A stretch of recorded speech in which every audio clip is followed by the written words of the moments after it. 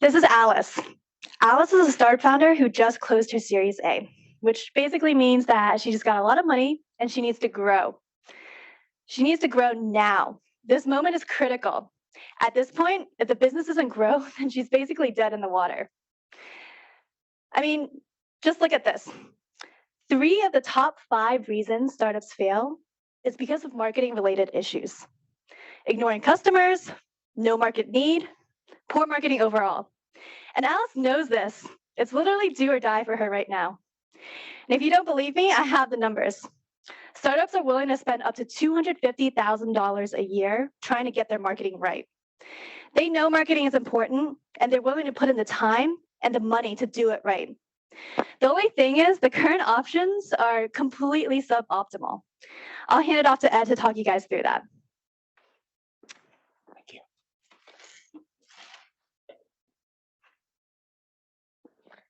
So imagine you're Alice. You just raised that big Series A check. Well, the clock starts ticking, doesn't it? And you have immense pressure to determine product market fit, develop your brand identity, and put into place a growth marketing strategy. So what do? I can try to do it myself, but I'm already spread too thin. We've all had horrible experiences with freelancers, haven't we? They're just unreliable. And you all have told me that agencies are too expensive. How do I know this? Well, you see, I've started 3 agencies over the last 25 years and grew them to the top of their categories. And what I've learned is that you've told us that you want a solution that is somewhere in between do-it-yourself and the expensive agency. So that's where Hypefactor comes in. Imagine if you had an AI-powered agency to automate all of your marketing efforts.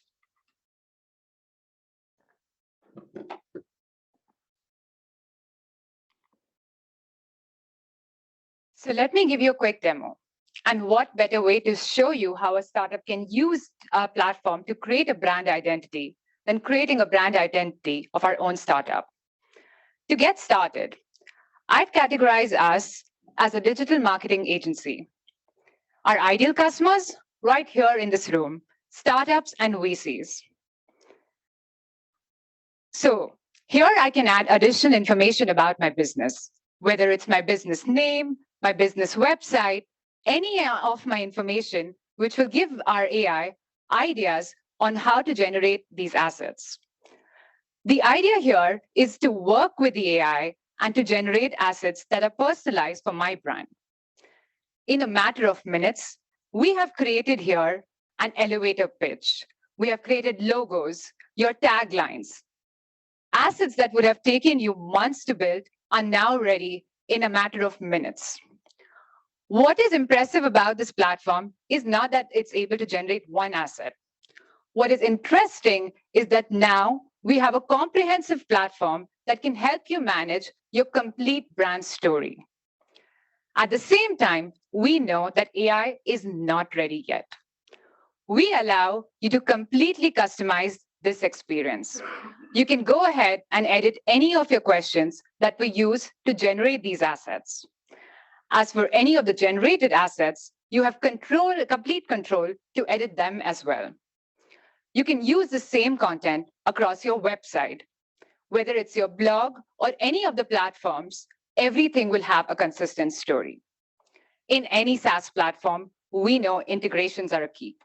So we start off with letting you integrate and use your platform exactly where you want it.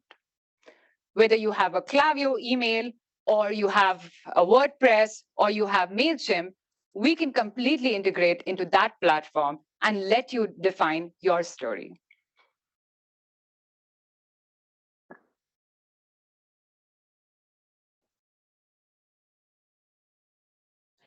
Now, you've seen how powerful this platform can be.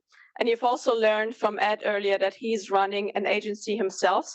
So what did we do? We went out and actually put the product in front of the customer. And it turns out they love it. They actually love it so much that they said that the quality of the output is actually better than what Ed produced previously. Maybe I have to rethink your job. And that's not all. For Ed himself, he was able to actually reduce the amount of people in his agency from 20 people to only 3 because it saves him so much time.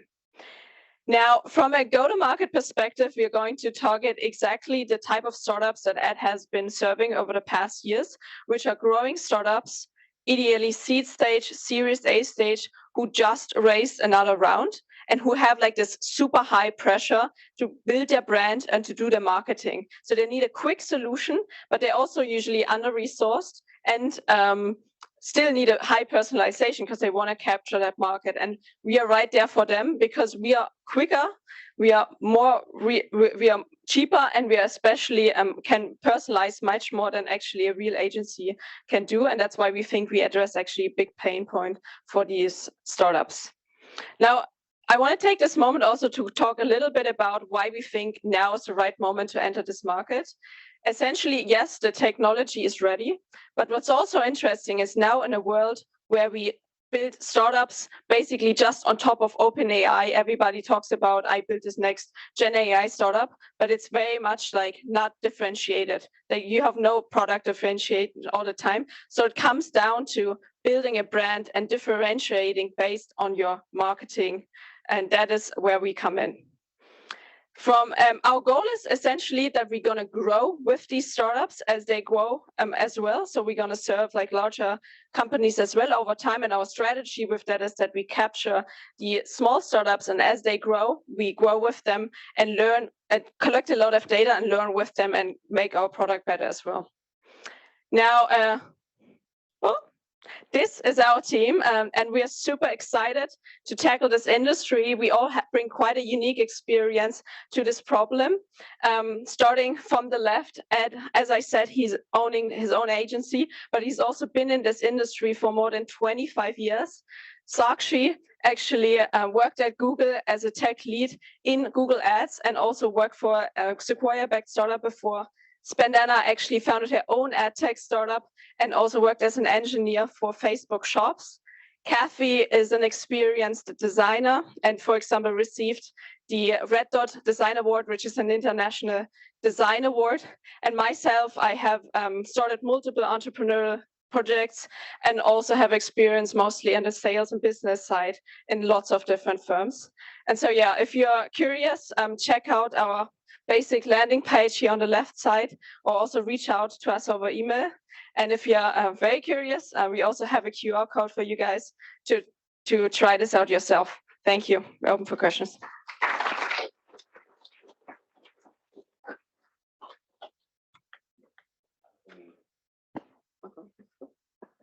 Great. Questions in the room first. Yeah.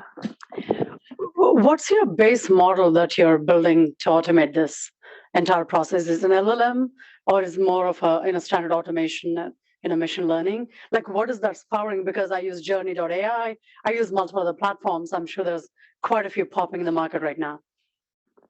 For this particular demo, we use GPT-4, so basic LLM that is trained on specific prompts, and those prompts comes from like years of Ed's experience. So we've used Ed's basically optimization prompts in order to train on GPT-4. I think that kind of answered part of my question, but just in case, I mean, when you're an early stage startup, you may not have a lot of materials. So my question was going to be like, you may, this tool may have to have some kind of a wizard, like talking about the target persona and other things, and learn from external sources to give you something meaningful. So how are you tackling that beyond the input that the startup gives you? And maybe Ed, you can talk about the bundles book that you mentioned in the prompt. Yeah, so as was mentioned earlier, we're hired oftentimes where there is no product, pre-website, et cetera. So from our years of experience, we have a whole framework and process, and that's really our secret sauce, right? So 25 years of doing this with startups, we've taken those frameworks, processes, that know-how, and infused it into all of our prompt engineering. Let's take one from online. I think Aparna, I think you have your hand up. Yes, I was curious, in terms of your differentiation, you mentioned personalization and, in marketing, it's really important to get the brand message right. Even for a startup, how is that startup different than anybody else? And you mentioned you're using prompt engineering. Have you looked at the trade-off between prompt engineering and fine-tuning for a particular, personalized kind of, website creation or message creation? And what's your thought on that? Yeah. Sorry. Multiple mics. I can take this. Yes. Basically, that's a very important challenge. Startups at this stage have very limited data set imagery to work with, basically other than description about what they're gonna be doing. So we did experiment with Daydream in order to train on like a small brand data set and see how the content generates. But I think our stance is that the very first basic application of LLMs is generating brand as identity, like the elevator pitches, manifesto, content calendars, and that's where they perform much better in the marketing space. So I hope that answers your question. Okay, thank you.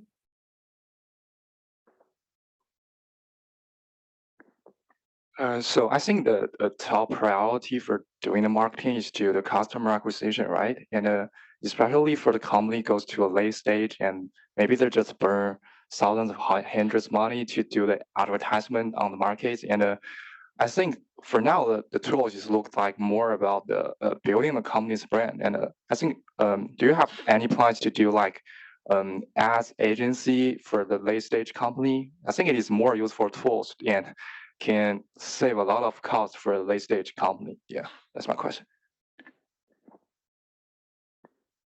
So I think this is definitely a starting point where we can understand their brand better. We can work with them to create the brand first, understand their mission. And at that point, once we have all of this data, definitely ads is where the money is, ad is what they spend on, and that's what we want to go to. But by starting with them early and going through this journey, we think we can give them the most value. And those ads will not just be generic copy ads. Those will be what they want to create and they want to do and with them. I had a question. So you mentioned you cut your costs, like you cut down from 20 people to 3 people, 85% margin. But let's say you have 1 million customers, right? Like, how would you scale? Like this agency model, you need more people to serve more people, right? So by your estimation, how much AI is cutting your margins, cutting your costs? Yeah. Yeah, so I think our goal is to make the platform, in terms of our vision, a self-service platform. But we think that there will be probably a couple of different applications where some people are using it in a human-assisted way, and then others are using it in a fully automated way. I'm not sure if that answers your question. Correct. Just to repeat that, she said, so you're going to build a product, basically. That's right.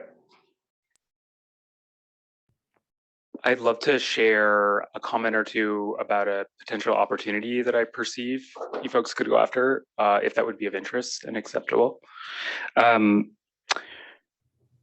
Actually, this morning, I just set myself up with Stripe Atlas. It seems to me there's a great opportunity for upsells or various services that can integrate directly into this that would be really compelling. After I signed up for Stripe Atlas, I had to go build a site. I mean, that's not fun. I wanted it to look good. That's fun, but it needs time. So I think there's really powerful integrations potentially to ads resellers as well, Printful, things like that. I had a couple other thoughts for you if you're interested afterward. Thank you. Definitely.